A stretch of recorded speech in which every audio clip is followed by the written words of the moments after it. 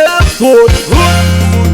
Dheng Nyiir Atokthou rej Dinka bako Atokthou wera go baler Atokthou kejorol kang loy kabaloy an yon walon tiek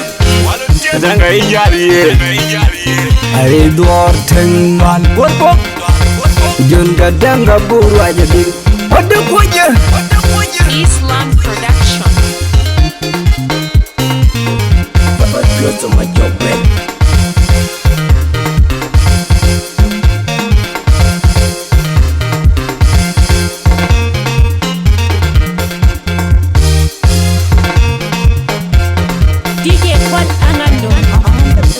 Dheng Nyiir Atokthou won rej ding deng dun wek kabako Atokthou wera kabaler Atokthou wera kabako Atokthou wera kabaler Atokthou Dheng Nyiir Atokthou won rej ding deng dun wek kabako Atokthou wera kabaler Atokthou wera kabako Atokthou wera kabaler Atokthou kejorol kang loy kabaloy an yon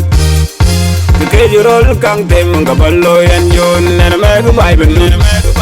Wajetong Nyiir Agwen ma wajetong Nyiir Agwen wajetong Nyiir Agwen ma wajetong Nyiir Kanu ben gawin pandu dengarin mendegem away garin mendegem away yo garin mendegem an bichal gawin pandu lual garang lual palayan malwal lual Guorbok biyo jal Wabi jago wan pandu ayin jol tioba jang malwal tioba bung malwal man bangwen piol harian kumat ya majok bel majong abok kwe man baker noya biok jat Dheng Nyiir Atokthou riding kabako Atokthou wer kabaler Atokthou wer kabako Atokthou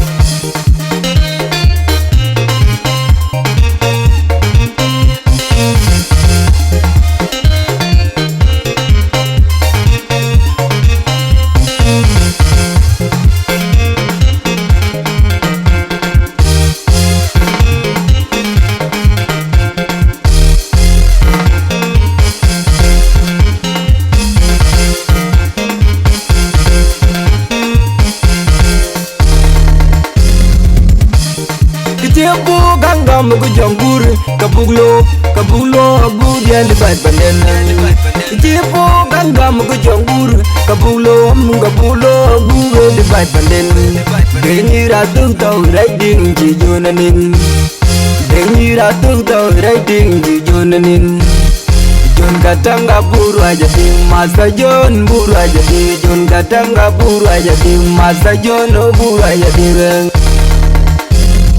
Wabi jadu man labanda mading gulung di garang adwal mana magga madi dagud wulbil garang adwal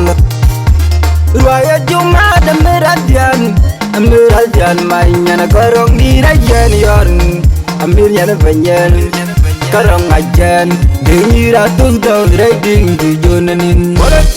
Jon Katanga buru aja di Masa Jon buru aja di Jon Katanga buru aja di Masa Jon buru aja di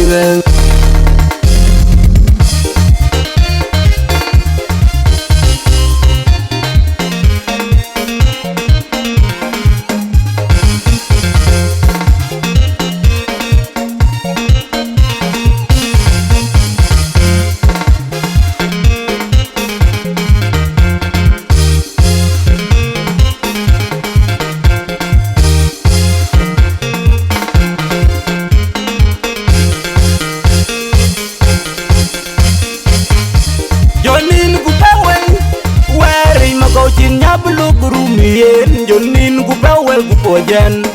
Lual juk lawarian bu kebien gande ku bungeng Dheng Nyiir Atokthou riding aji jonanin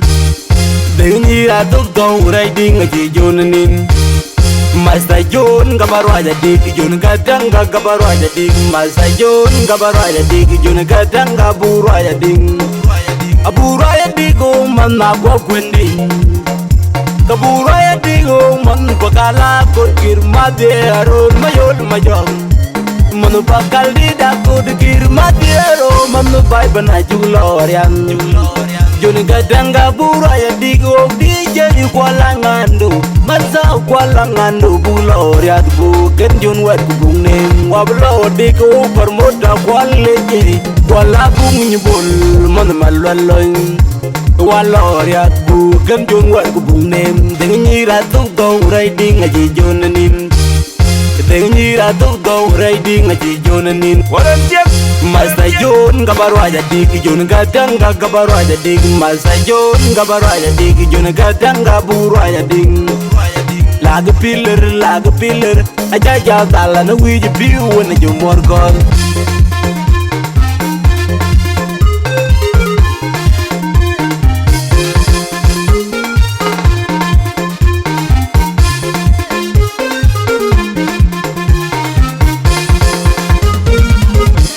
Dheng Nyiir Atokthou won reji ding deng dun wek kabako Atokthou wera kabaler Atokthou wera kabako Atokthou wera kabaler Atokthou Dheng Nyiir Atokthou won reji ding deng dun wek kabako Atokthou wera kabaler Atokthou wera kabako Atokthou wera kabaler Atokthou kejurol kang loy kabaloyan yon Kejurol kang tem kabaloyan yon nena meg baiben Wajetong nera gwen ma wajetong gwen nera gwen Wajetong gwen nera gwen ma wajetong gwen nera Ano ben gawan pandu Denga rizmes de game Away karizmes de game Away yo karizmes de game An bichas gawan pandu Lual garang lual Kalayan malwal Lual Guorbok biyo jaz Wabi jago wan pandu Ayin jol coba jang malwal Coba bung malwal Mampang wen piol harian Kumat ya majok bel Majok ngabok kwe Man bakir noy na biok jat Dheng Nyiir Atokthou riding Kabako Atokthou Wer kabaler Atokthou Wer kabako Atokthou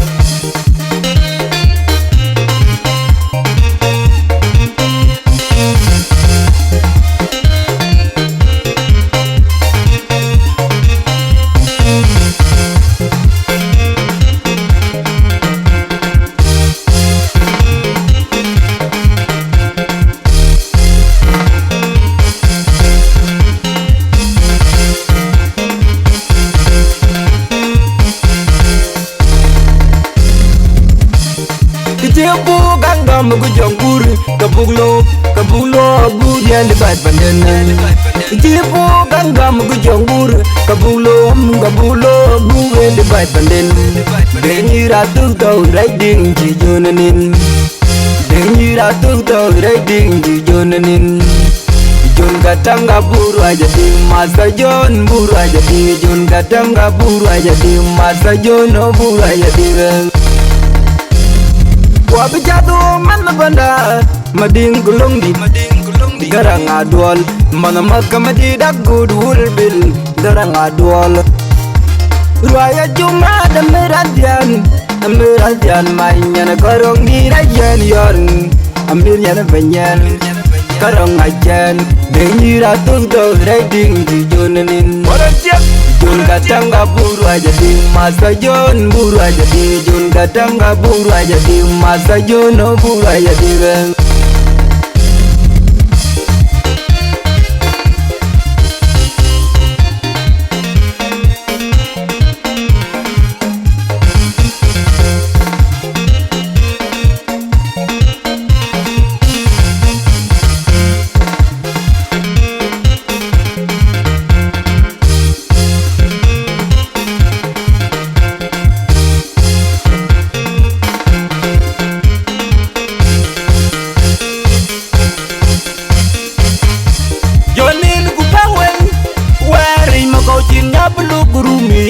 Jonin ku bawel ku pojan Lual juk lawarian Buku den kandel ku bungnem Dheng Nyiir Atokthou riding aji jonanin Dheng Nyiir Atokthou riding aji jonanin Masa Jon kabaru aja dik Jon Katanga kabaru aja dik Masa Jon kabaru aja dik Jon Katanga buru aja dik